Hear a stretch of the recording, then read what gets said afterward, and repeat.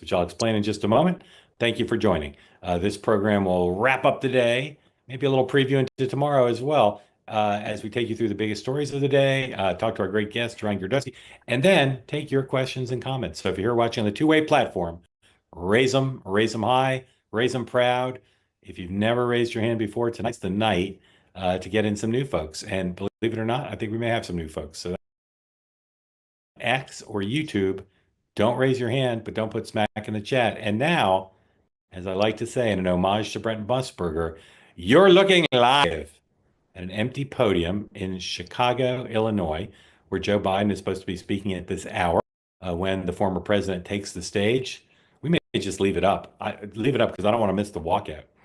We'll bring you some of that, and to the extent it's compelling, we'll bring you all that. I'm looking at cable news here out of the corner of my eye. It looks like everybody might do the same thing.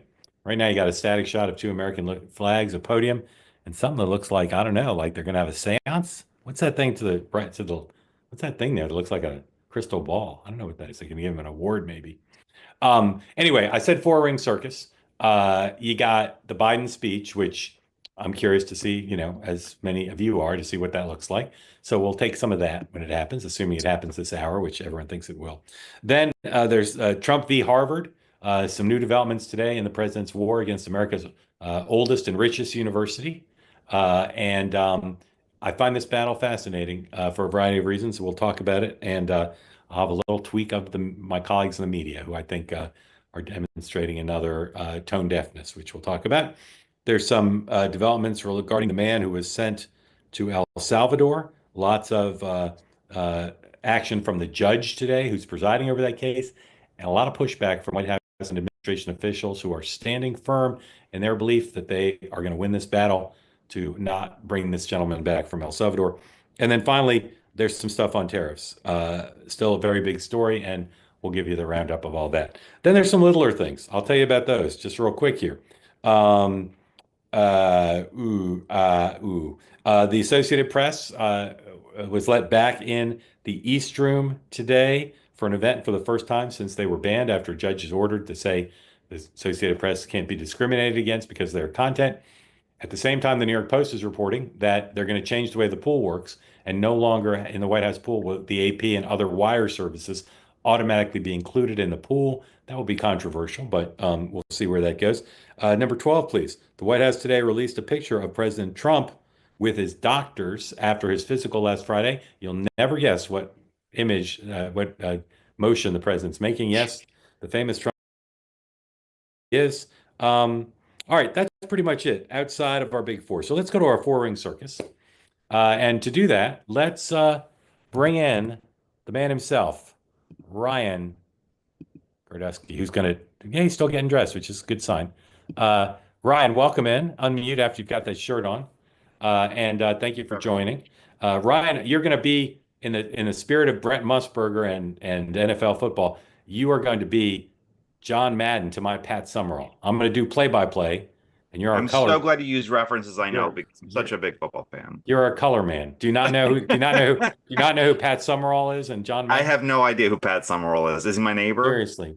Does he owe me money? So Pat Summerall was an NFL player, and then he was the premier NFL play-by-play caller for NFL games on CBS for years, teamed with a former NFL player and coach, John Madden. They are iconic. They're like Sunny. I know who John Madden is. Okay, so he was his partner. You know what a play-by-play announcer is? Yes, I know who that is. Yes. So he was the play-by-play. Now, trivia for those who care about politics. He's also Susie Wiles' dad, or he was. That's wild. He's passed away. But he's the most famous, I'd say, I don't know. Ray, am I right? Is he the most famous play-by-play announcer of all time? I think so. Maybe Jim Nance. No, Pat Summerall. Okay, Ray says Pat Summerall. So Pat Summerall would do play-by-play, and I'm going to do the play-by-play in the news, and you're just going to jump in. You're not going to wait to be called on. You're going to say, Mark, what I see here is da-da-da. All right, so let's talk about the Biden event. We're going to do four big stories, and I'll play some elements too.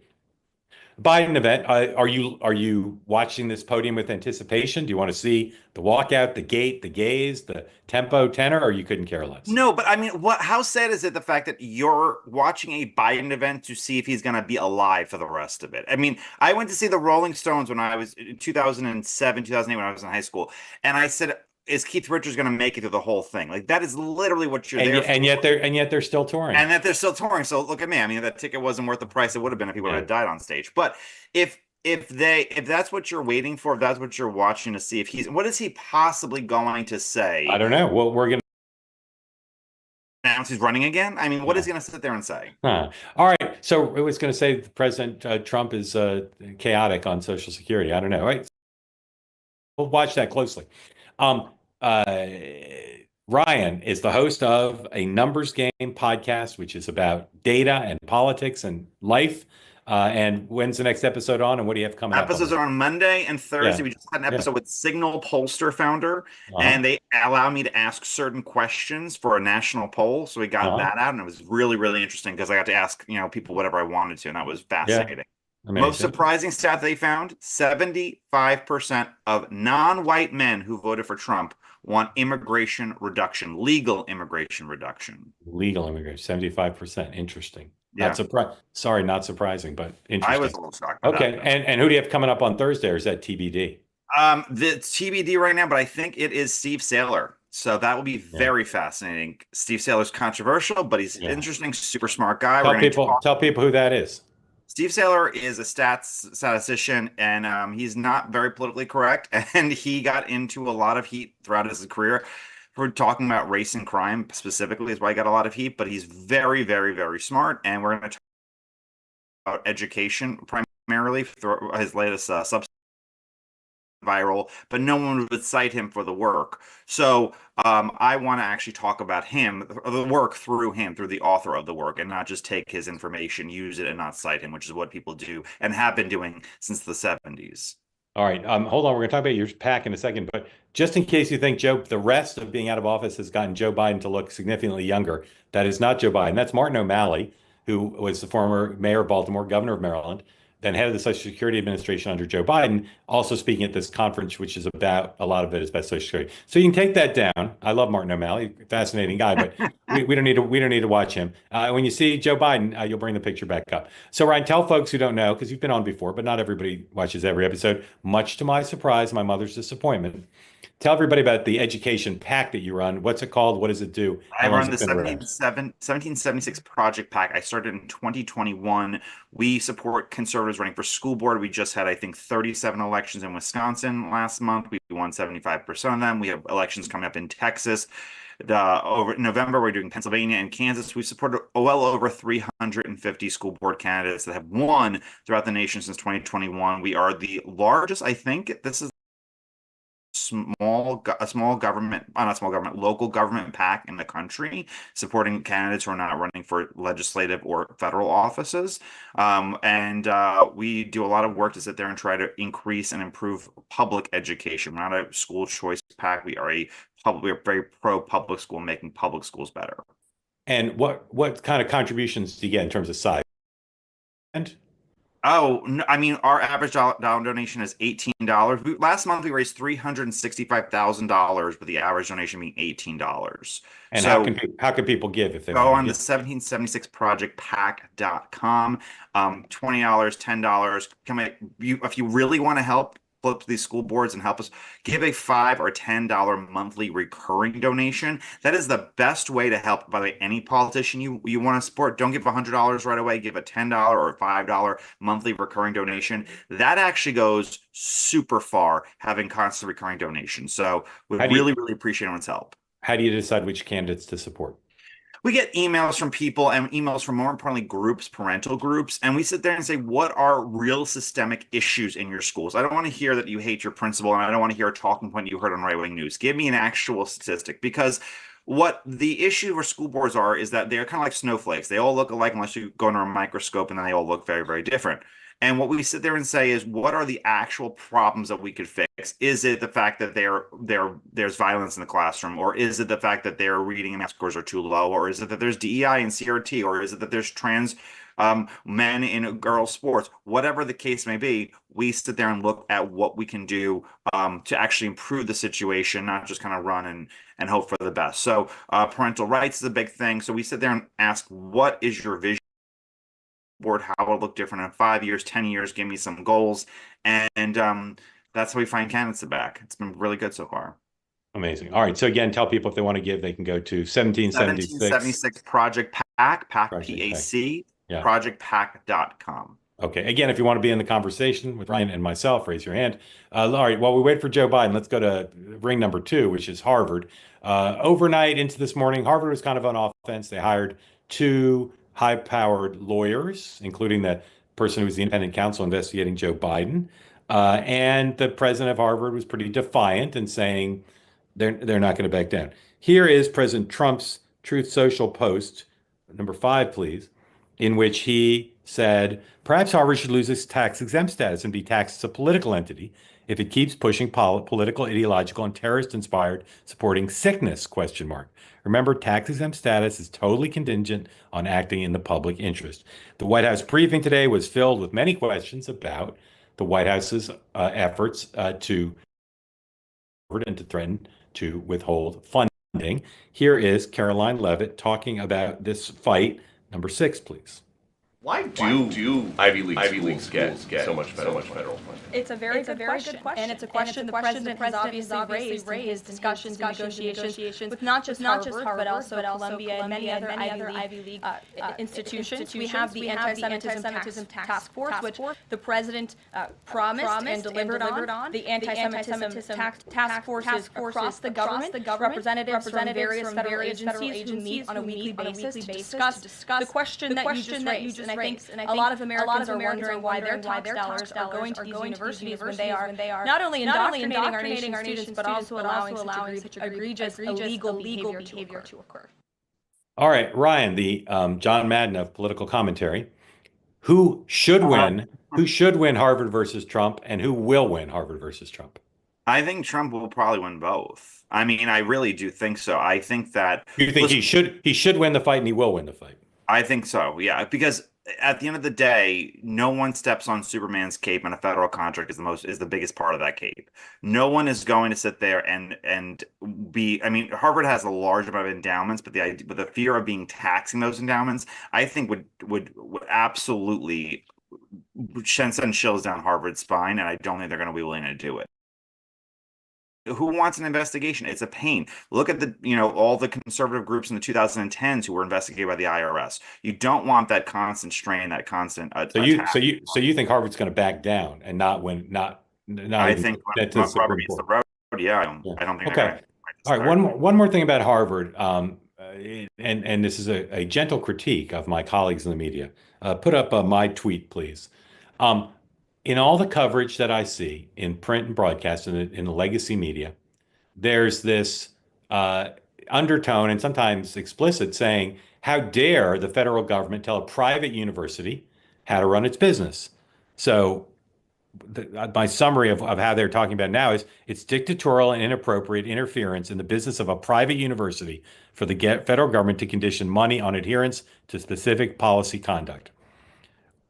What the press seems to be ignoring is that for decades, it never occurred to them to question the appropriateness or constitutionality of conditioning aid to universities. Title IX, all the DEI stuff. So is there a principal distinction between what Donald Trump's doing and what the Congress has done previously, what Joe Biden did in conditioning university aid? And is the press simply saying, we don't like when it's conditioned by Trump, but it's okay when it's conditioned by Nancy Pelosi or Joe Biden? But we always condition things. I mean, Obama conditioned Catholic. No, that's what I'm saying. That's what I'm saying. Yeah. They always do. But we always do. But the press is acting like there's some line being crossed here, because Donald Trump is saying to a private university, if you don't do things my way on policy, I'll take your federal funding away. But they're not a private. Hillsdale is a private university. They don't get any federal money. If you get federal money, right? You don't want to take federal money anymore. But you're agreeing with me, right? That the press is being hypocritical in criticizing Trump for something that's been tolerated for decades. Of course, but that's exactly what they. I mean, yes, Mark. Of course, I'm agreeing with you. But am I shocked the media is doing that? Am I shocked that they're? No, I'm not asking you to be shocked. Exactly. I just wanted to acknowledge. All right, yeah. Because this is a problem of, once again, a double standard. Let's go to Joe Biden. There's another double standard that causes people, even who don't like Trump in particular, are supporting Trump because they're so appalled by the double standard. Let's listen to this.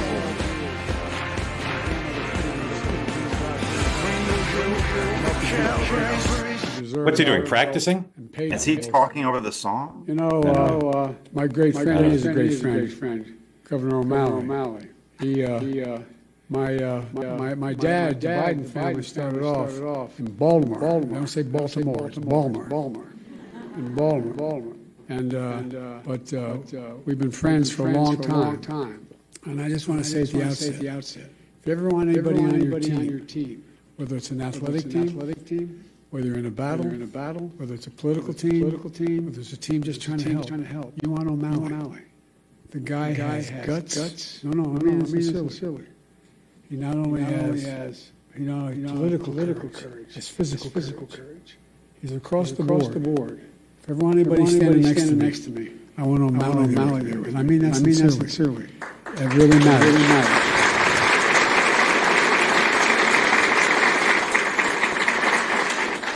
You know, I always kid Maryland because Delaware, the second smallest state, we share the eastern shore of Maryland. But we're close friends. And folks, you know, it's no surprise that he did a hell of a job when I asked him to be commissioner of Social Security. And the reason I did that is not an ordinary transition for a governor. But I knew, I mean this from the bottom of my heart, I knew we needed someone with some guts, some toughness, who would fight for every single penny that it needed, that would try to restore the integrity of the system. And to everyone here today, I want to thank you, all of you, very much for this award. It means a great deal to me coming from you. And I mean that sincerely. It means a great deal. You're in the front lines every single day. You're helping. You're advocating for your fellow Americans with disability. It's a big deal. We talk about what happened in the physical side of it if we didn't have Social Security. Think of what the psychic calm gives so many people who just don't know where to go. Don't know how to traverse what needs to be done. Or alone. Last fall, on the White House lawn, we celebrate the anniversary of Americans with the Disabilities Act. As a United States Senator 400 years ago, I was looking back on it. God almighty, I might have 50 years. All right, let's keep watching this. Let's keep watching it. Noah will let us know if there's something we need to show. Ryan, what's your review of his? He looks. As a United States Senator. I mean, he looks as good as Joe Biden looks. The nicer about Martin O'Malley than the trail. And second, Ronald Reagan was not a perfect person, but him announcing at the RNC in 1992 that I'm not going to be out in public anymore, 1988, whatever it was, I'm not going to be public anymore because of my health was something some people should kind of practice.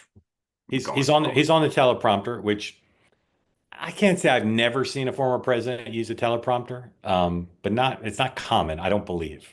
No, and he looks very thin, very frail. I mean, maybe it's just in great shape, dude.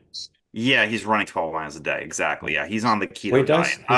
He does work out. He does work out. All right. Yeah.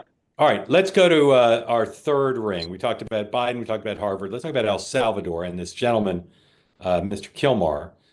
Number one, please. So here's the developments today. The judge, before the hearing this afternoon, before the judge scolded the government and rebuked the Justice Department for saying the government had not facilitated the man's return, despite court orders to do so, the man's lawyers filed a brief saying this is all ridiculous and he needs to be brought back home. Today, the spokespeople for the administration are not backing off at all in their characterization of this man, of what he did while he was in the United States, and their certainty that he will, even if he were brought back to the United States temporarily, he will never reside in a normal life in the United States again. First, let's look at number two, our friend Tricia McLaughlin, who used to, before she took a job working for the Department of Homeland Security, was a regular on Two-Way. Here's Tricia today on the media explaining her view of Mr. Kilmar Abrego Garcia. But I think what really matters to Americans is that this MS-13 gang member, who unfortunately, Jay, you and a lot of your colleagues have called a Maryland man. Wait, I'm going to stop you there. What is your evidence, Tricia? Wait, I got to stop you there. What's your evidence that he's in MS-13? Well, there's actually been two separate immigration judges, Jay, who have confirmed and ruled that he is a member of MS-13. Well, That is one of the evidence it that was brought up in they sure did, deportation Jay. What's the evidence that was brought up in those deportation And they dismissed his appeal, Jay. I can do this all day, Jay. He is a member of MS-13. I don't think you'd want to be his neighbor, Jay. I sure wouldn't, and I don't think many Americans watching would want to be this individual's neighbor. He's been involved in human trafficking. He's been involved in labor trafficking, and he should not be in this country. So whether he's in an El Salvadorian jail or a U.S. detention facility, I am so very glad, as are millions of Americans, that he is off of U.S. streets. Because remember, Jay, who is MS-13? They maim, they rape, they kill Americans for sport, and the American people are done with it. They said so on November 5th, 2024. Okay, Caroline Levitt said almost exactly the same thing at the White House briefing. Here's the president in an interview with the Fox Spanish language channel, number 4, talking about the broader issue of what he wants to do with criminals and alleged criminals in the United States. He's made it a very safe place. People go and they feel very secure and safe. He's also built one, but other also prisons, very big ones, and we're using his system because we're getting rid of our criminals from out of the United States who are allowed to come in by Biden. We're getting them out. And the president is helping us with that, President Bukele. So I was very impressed with him, really very impressed. Great guy. Could we use it for violent criminals, our own violent criminals? I call them homegrown criminals. Yes. I mean, the homegrown, the ones that grew up and something went wrong and they hit people over the head with a baseball bat. We have and push people into subways just before the train gets there, like you see happening sometimes. We are looking into it and we want to do it. I would love to do that. So, Ryan, you're a civil libertarian. A bunch of issues here. One is the president saying he'd like to house people convicted of citizens convicted in overseas prisons. Let's go one at a time. How do you feel about that? Is that a good idea? Bad idea? Citizens being, that's why we should have never given all the power to the president. We did for George W. Bush during the post 9/11 era. So do you think that's clearly unconstitutional? Clearly unconstitutional. You have no right. You should have I mean, you'd have to be declared probably a terrorist to sit there and get into an off-site, detention center, and then you could be held. I'm not saying I'm for the policy, but just ask you to clarify what provision of the Constitution is violated if you're convicted in a court in Louisiana and they send you to Guantanamo Bay or prison in El Salvador. What constitutional right is violated? None. Broke a lot of constitutional rights. So I mean, but they gave the government the ability to put people in detention centers for years before they ever saw a judge. But this is different. This is the question of, can you put someone overseas? Can you put someone in a prison in France or Morocco? I don't believe so. I don't see how that's possible. I mean, I don't see that. An American citizen, I don't see how that's possible. If that's true, then why didn't we put the Boston bomber there, or the million other terrorists that we had there, the Unabomber, you name them? I don't believe so. That is the case. Okay. What about this case of this Maryland man, where, as we found in the morning meeting this morning, it's still not really clear to me what the facts are, but these facts seem to be true. Number one, he's in the country illegally. Number two, El Salvador doesn't want to give him back. And number three, the administration says if he comes back, they'll deport him again. So where are you on this issue, including the question of whether they're currently violating the court order? He has an outstanding deportation order. So even if they were to fly him in, Tom Homan's people could be at the airport, LAX, JFK, Reagan, wherever it is. He lands, they arrest him, and deport him again. And he has an outstanding deportation. This man's story does not make any sense to me. I obviously don't have any special privilege to his information, but he did not declare asylum in the correct amount of time. During the asylum proceedings, he said that he was a member of MS-13 and the opposing gang was trying to kill him. That was the excuse for asylum, which he was also not in the current window for. Judges refused the conditions of his asylum. He got a deportation order. He was evading deportation. He was deported. Should he be in this maximum security prison? I don't know. I'm not going to make that kind of judgment call. Should he be in El Salvador? Absolutely. He should not be here. He has an outstanding and the fact that in the last month, The people, the civilians that Democrats have made their idols are anti-Israeli student activists who are not citizens, and MS-13, possible MS-13 cartel members who are not citizens. Really gives them a wonderful play-by-play as to who they're really fighting for and advocating for. I mean, it seems to be anybody who is not a citizen of the United States. Yeah, I will say one thing that I was clarified for me today is that even though the Supreme Court decision was 9-0 and had elements that were favorable to this gentleman and the lower court judge, it was not totally favorable and not totally unfavorable to the government. And I had previously thought there was a good chance he'll come back. I don't think he's coming back now. And if he does, as you said, they'll just turn right around. Yeah, he doesn't belong. He has an outstanding deportation order. Yeah. What do you have? How many laws as a non-citizen do you have to break in order to actually have the repercussions come up to you that an American citizen? I'll tell you right now, if I was driving without a license or if I was doing something else that I shouldn't be doing, I know sure as hell that I would not be saying a bunch of Democratic politicians would be behind me saying, "Don't worry, let him just go by. He's just a New York guy or a Louisiana." It's all to sit there and play politics with somebody who shouldn't. Is there no one worthy of it? All right, let's talk about tariffs, and then we're going to go to your questions. So again, if you want to end the conversation, please raise your hand. Big-ish developments today on tariffs. Number one, Jamie Dimon said in an interview with the newspaper that he really hopes President Trump negotiates with China and gets this solved, that conflict with China could really be a problem. And then here's Caroline Leavitt reading a statement from President Trump. This is number 7, saying the ball's in China's court.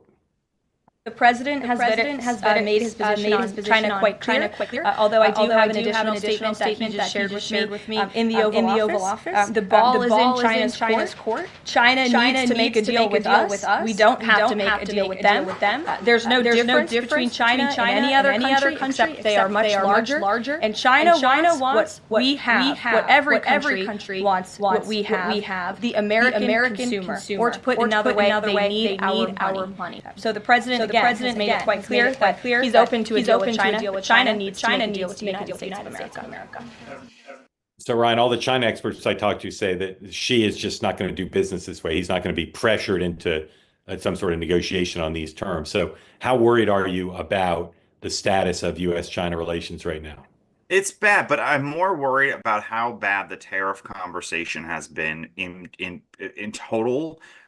You've had a Treasury and Peter Navarro fundamentally saying different things at different times. As someone, and I'm a pretty high consumer of the news, I don't exactly know what the end goal ever is of this. Is it just to reshore manufacturing? And if that's the case, I wrote about this for the American Conservative magazine.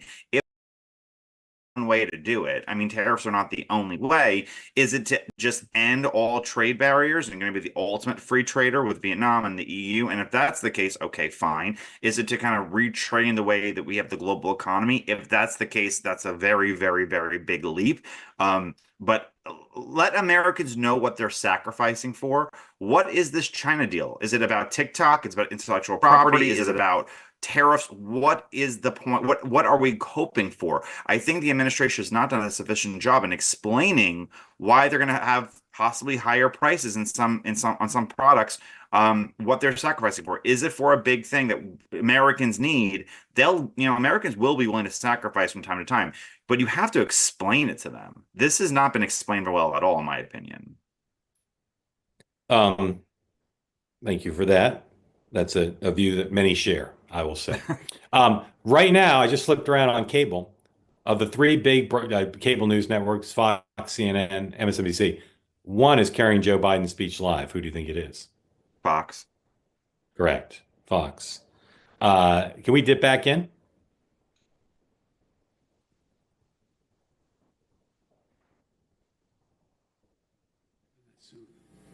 MSNBC's They've taken a hassle to the Social Security Administration, pushing an additional 7,000 employees, 7,000 out the door in that. Brian, you can hear a pin drop. Including the most seasoned career officials. Now they're getting ready to push thousands more out the door. It can barely hear him. Already we can see the effects. For example, thousands of people use the Social Security website every single day to check on their benefits and submit their claims. But now, the technology division of Social Security Administration has been cut in half. And so the website's crashing. I would People love can't to sign see on a to their tutorial on accounts. how to use a website. What I'd do you love think it. it I would does? pay all the money in the world to sit there and Stop. watch Shelby Stop. use a website. Stop. At 74 years checking, just Behave. not able to even find out whether she can't even find out what that disability claim is she has. She can't file a new disability claim. And it's a lot of these people being told incorrectly that their benefits have ended. Folks, imagine the panic that causes if you're a retiree living alone with only Social Security to depend upon. So now people are overwhelming the phone lines. They're showing up at the local Social Security office, tearful and frantic, and told, "Do you have an appointment?" Whoa. In that tone, by the way. I can give you a personal example if I'm not going to the... To cap it all off, serious people are now generally concerned for the first time in history, for the first and only time in history, that Social Security benefits may be delayed or interrupted. Folks, let's put this in perspective. In the 90 years since Frank I think he's doing pretty well, I gotta say. Social Security system, Doing people pretty have well. always gotten their Social Security checks. All right, we'll keep watching. You've gotten Let's go to your more questions time? now. You can ask about our four-ring circus or anything you'd like. Ryan, except for pro football, can talk about pretty much Yes. anything. Nothing about sports. Anything Don't about ask him anything anything else. about sports. All right, Yeah. Matt, drive safely. Welcome in. Can you unmute while you're driving? Maybe pull over, Matt. All right, there you go. Alrighty, I'm unmuted. All right. Great to be with you, Mark. Welcome in, Matt. Thanks for joining. Tell folks where you are, where you driving to, and your question for Ryan. I am driving home from Miami, Florida. Long commute on I-95. First time speaking, long time listener. Been a fan of you since morning, Joe, Mark. Thank you, sir. So, yeah, glad to participate. Thank you for joining. Thank you. Ryan, love the work that you're doing. My mom is an elementary school teacher. My brother teaches special needs students in middle school. And I'm very close to hearing the concerns. And I think getting more active with local municipalities, local boards is great. I think with school choice, I don't think it fits for every state, but I've seen some frameworks here in Florida, and I'm kind of lumping charter schools and school choice in the same. So I'd be curious to know, first, what are your thoughts if school choice and promoting charter schools could work on a state-by-state basis?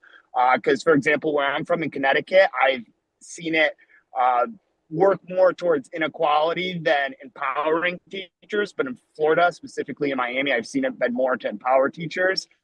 My main question to you, Ryan, and to you as well, Mark, is about the contradiction I see with the defunding of these private institutions.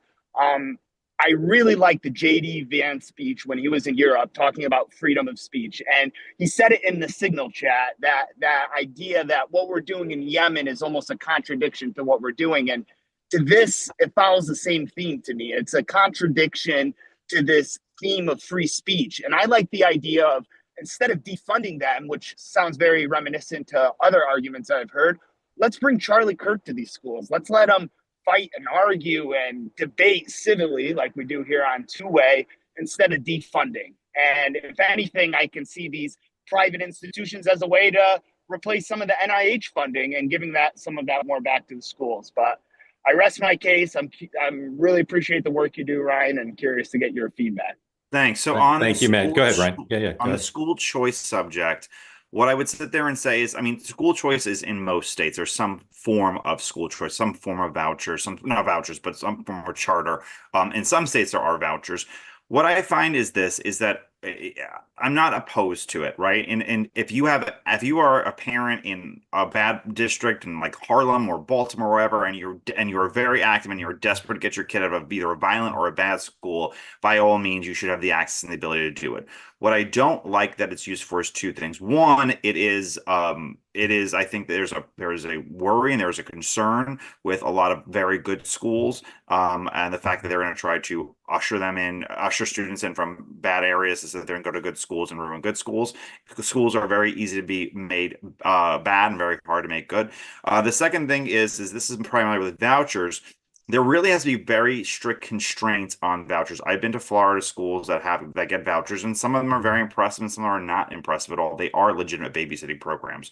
So my big fear is when you have these giant states like Texas going to a voucher system, which allegedly they are, and you're promising someone $6,000, $7,000, $10,000 a year government taxpayer subsidies government money to sit there and educate a child. Well, then you can have a company come in, sit there and say, we're going to make a school. We're going to guaranteed income from the state government every single solitary year without any accreditation, without any sort of or guardrails around how they're teaching, or if it takes 5-6 years sometimes for these failing schools to get shut down.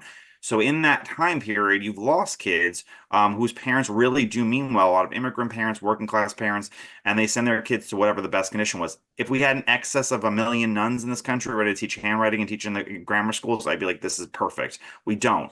So I'm for it if there are the correct guardrails around it and around both vouchers and charter. What do the guardrails look like? Well, one, I think there's an accreditation program. Many schools are not properly accredited. So first and foremost, you have and that'd be a state function or a federal function? State and local. I went to one school that wasn't accredited at all, and I was pretty shocked by what they were not teaching kids. It was a religious school, but it was still not accredited, and they were just completely missing certain subject matters from these kids' classrooms. But figuring out how an accreditation program that works is sit there and say you will teach certain subjects by this grade. You will sit there and you'll hit these certain marks. In many of these private schools and these voucher promoted schools, you don't have the same level of accreditation that you do in a public school or in a long-standing private school, a lot of Catholic and other private schools. That would be the first thing, and I would sit there and emphasize a commitment towards transparency. With these voucher programs, a lot of the time, the problem is that a student can be dismissed from a school that is using a voucher program without either cause, reason, and cannot apply to go back to it. So that has happened past. It's not a huge problem. It's happening every single solitary day, but that does happen. And no, it's not a federal accreditation. I think someone wrote those federals don't have accreditation. No, it's not a federal accreditation. It's a state accreditation. These are all state and local accreditations. So there'll be different things for different states and different programs. Either that or they hire an administrator with a career in education, something. But there's going to be a huge profit motive to the tune of hundreds of billions, if not $1 trillion, in the education space with vouchers coming up soon. That has to be really, really, really well needled in order to sit there and try to get correct results we're going forward. Thank you for that, and your expertise here is manifest. Here's all I'll say. These are complicated issues. Kids should come first. Teachers' unions should not come first. Mm-hmm. And anyone who wants to criticize vouchers or Ryan's PAC or anyone else trying to make change in our education system has to own decades of failure of our students throughout the country, rural, urban, exurban. There's some good suburban schools, but not everywhere. It is one of the most embarrassing failures in American history. It continues apace, even though we spend a fortune. And if you're going to criticize change, every change is going to have some downsides. If you're going to criticize change, then you need to own the status quo. And you need to tell generations of children, past and to come, that we're going to continue to fail them because we don't want to make any changes. Seems pretty simple to me. And it is an embarrassment that the Republican Party at the local level has not figured out a way to win mayoral races where mayors control the schools in places they do, or enough school board races to try something different. Because how could any parent who's put a kid through failing schools think the status quo is good enough for the next generation of kids? It's inexplicable and embarrassing. And I don't think the solution that the public will support is doing it from Washington. I'm not here to be for or against closing down the Department of Education, but No Child Left Behind was going to be done from Washington. People rejected that in the end. So don't do it from Washington. Every governor has to do this. Every governor has to take responsibility for the schools in their state, including and especially the public schools, and say, well, most of what we're doing hasn't worked. So we need to do different stuff to see if we can better serve the kids here who deserve a chance to have a proper education. Thus concludes my editorial. Can I Yes, add one positive thing? There are places that have dynamic public school changes. Mississippi, huge growth. Louisiana, big growth. And in Miami, where he was just coming from, we flipped their school board and they're doing classics in K-8 schools now. They're beginning that program this year. So change is possible at the local level if you fight for it hard enough. Yeah, that's true, but for far too few places. Niv, love the color scheme. Love the purple and the black. It's one of my favorite combos. Thank you. Thank you for joining. Tell folks who don't know where you're from and what's on your mind. Yeah, I'm from Ithaca, New York. Thanks for having me again. Ryan, big fan of yours and the spaces you do. Thanks. I wanted to, well, first of all, Joe Biden's clearly running again. But other than that, it's more of a statement is that the tariff stupidity that's going on for the last 2 weeks, do you think that's going to affect their ability to do other work, like in terms of immigration and even the tax bill? Because the tax bill is going to add more deficits. And I'm not sure how much relief you're going to get from it for the regular people compared to the corporations and the upper middle class, I would say, rather than the middle class and the working class.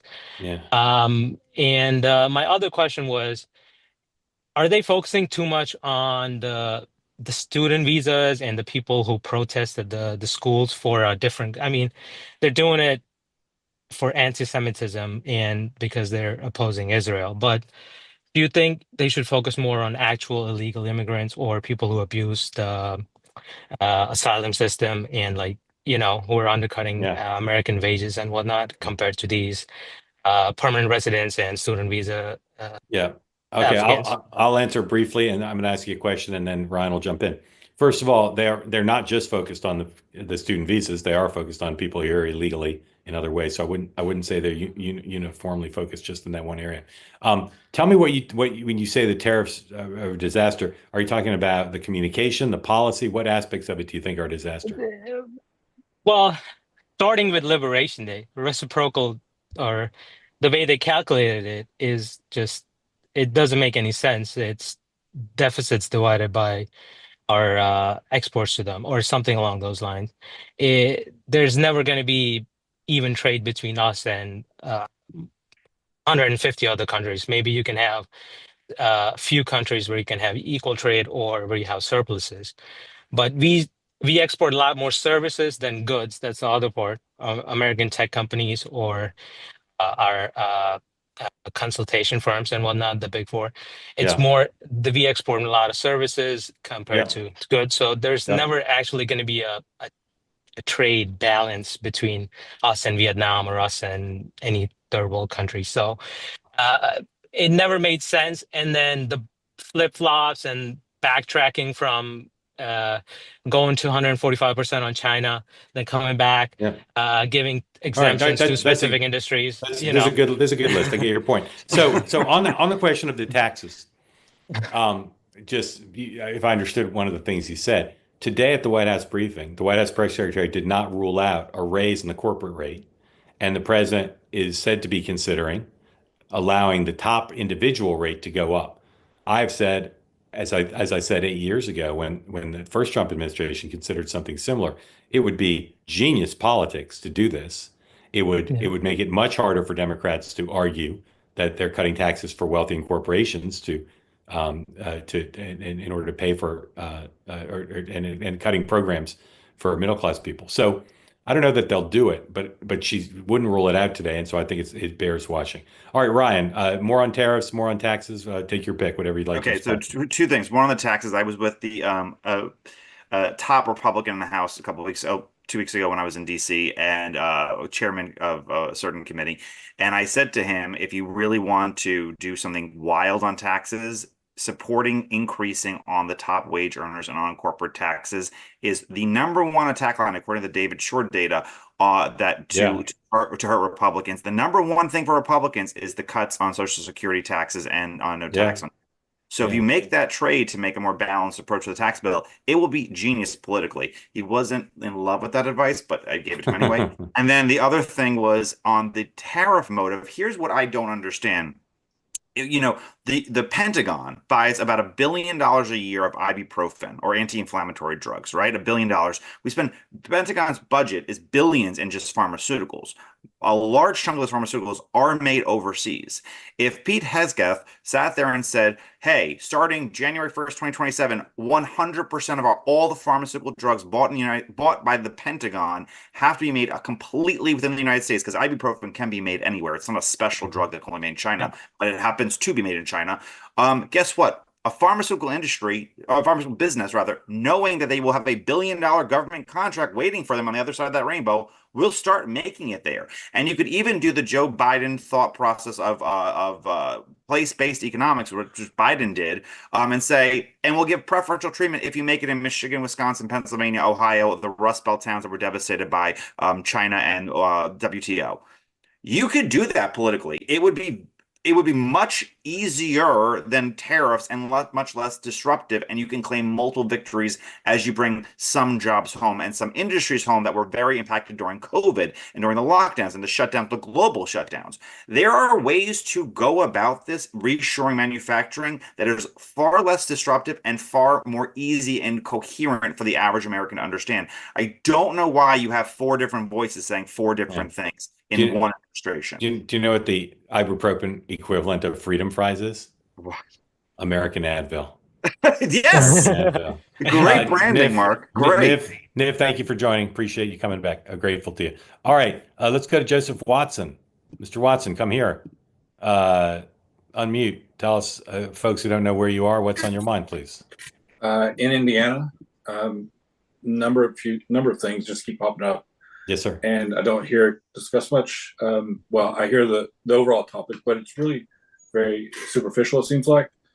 First thing that comes to mind when we're talking about the MS-13 member from Maryland, or that was in Maryland, got deported.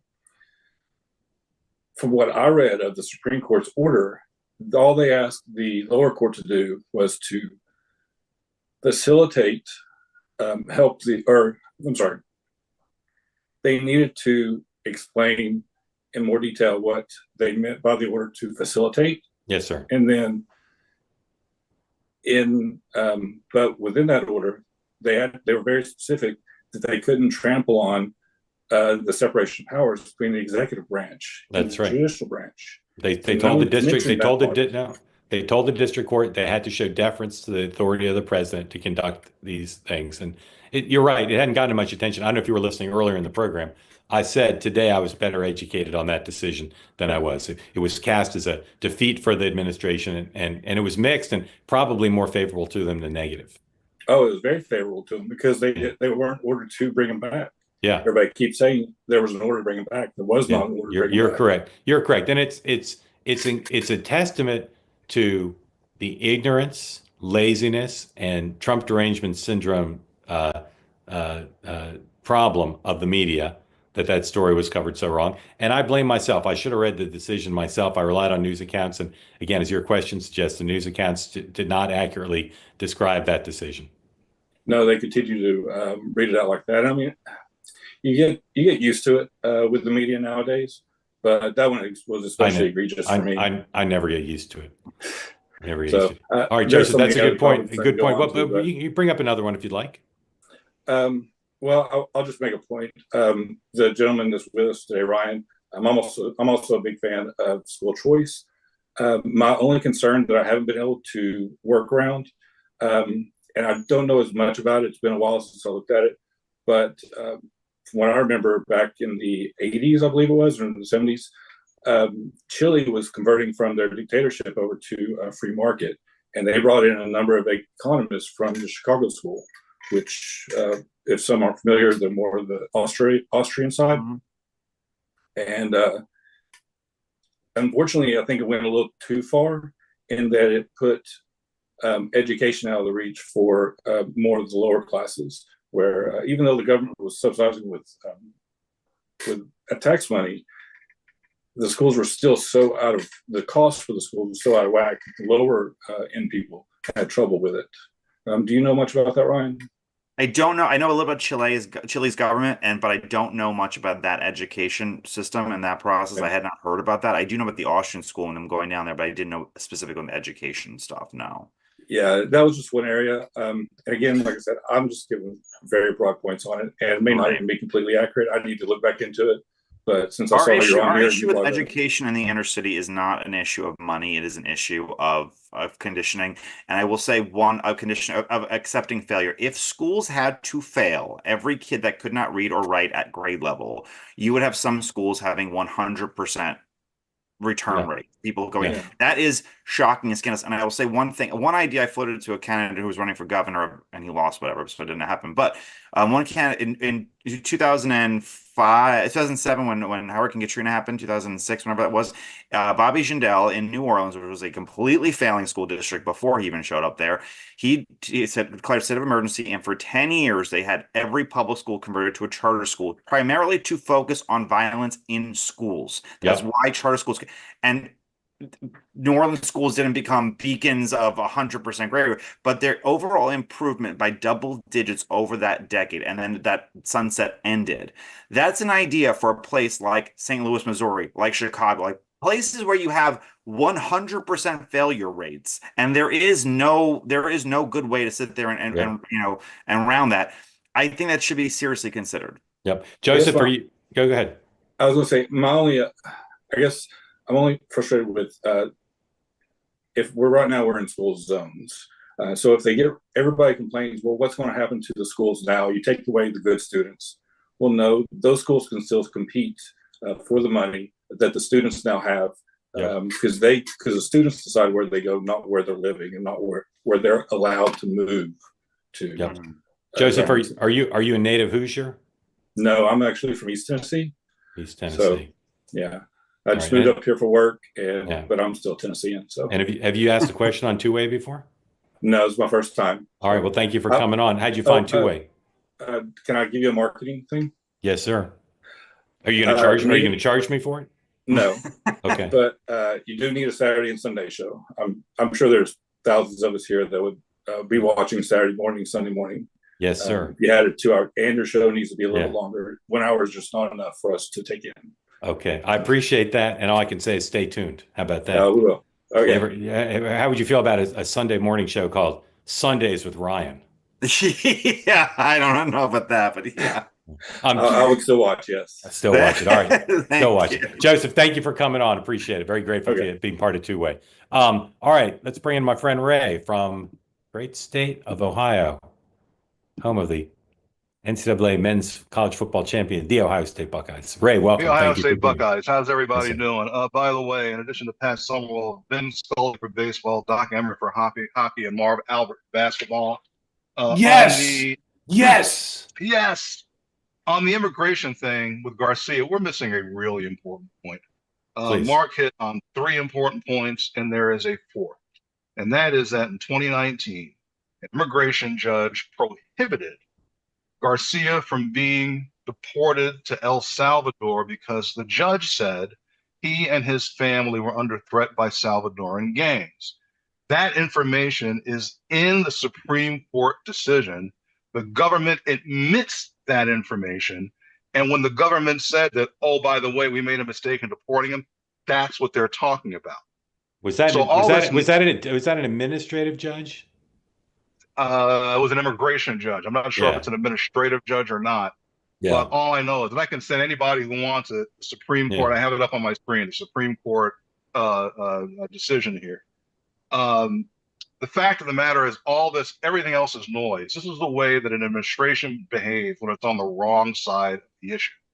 What they are trying to do is convince people that he's an MS-13 member when there is not a shred of evidence that he is.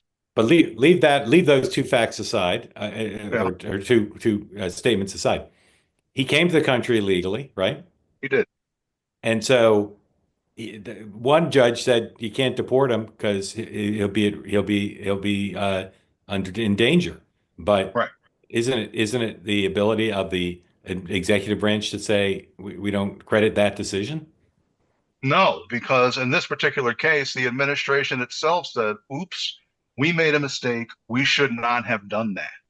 The administration was not challenging the 2019 judge's order. Well, the administration is simply saying, oh, we made a mistake and now we can't get him back, which is also a bunch of nonsense. Right. Because last week they brought back 8 Venezuelan women. True. How do you know? Again, I'm not here speaking for the Trump administration. I'm just trying to understand. How do you know he's not a gang member?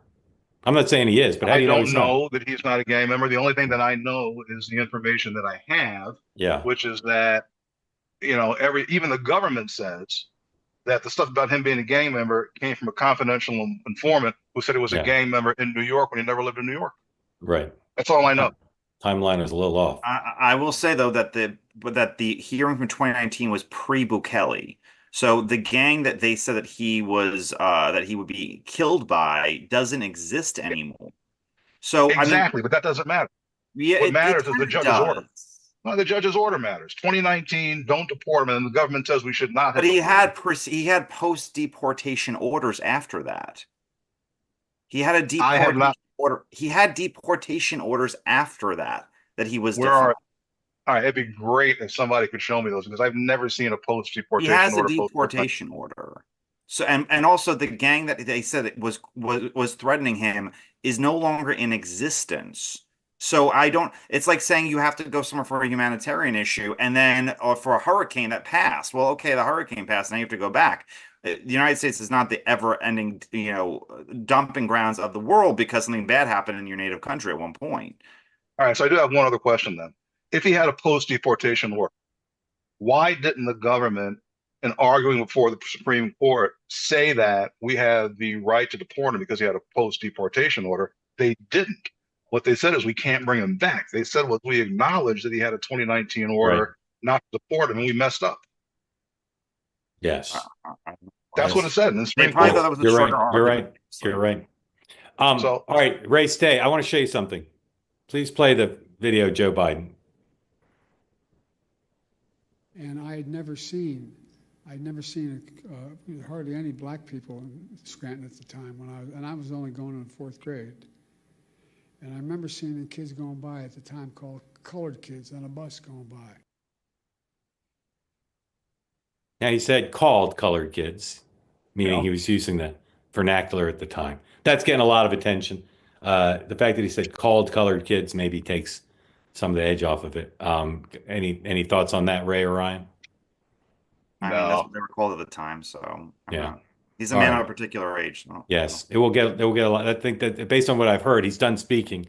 That's going to probably be the thing that gets attention, unfortunately. All right, Ray, thank you for joining. Thank you for bringing all that clarity to it. Everything you said is consistent with what I know, but it's also the case that the guy came illegally, and they're making claims about his activities in the United States that I don't know what they're basing it on, but they continue to make those claims. And it doesn't look like he's coming back to me, but who knows? Ray, thank you for joining. Ryan, thank you for joining. Thanks everybody for being part of Two Way. Couple things to tell you about. First, 7 o'clock tonight, right here on the YouTube channel of Two Way, you can watch Michael Moynihan program, the Moynihan Report. So tune in for that. If you haven't sampled the show yet, it's on Tuesdays and Thursdays. New time, 7 p.m. Michael's show will now be on at 7 p.m., sponsored by the good folks at Fire. You can watch that. Tomorrow, Two-Way, 3 programs. The morning meeting, 9 a.m. Eastern time, Sean, Dan, and I. Sean was at the White House today for an event, and so we'll have some inside stuff on that. Then Meghan McCain, 4 p.m. Eastern time. Meghan McCain's Happy Hour. Her guest, Oklahoma Senator James Langford, what George Bush would call a good man. And then in 23 hours, I'll be right back here. Ryan probably won't be here, although he might come back just on his own, even without being booked. Yeah. Come on back. But thank you both. And thanks everybody for watching. And I will see you at 9 a.m. with Sean and Dan. Thank you, Ray. Thank you, Ryan. Thanks everybody who asked questions. Have a good night. And watch Michael in 1 minute.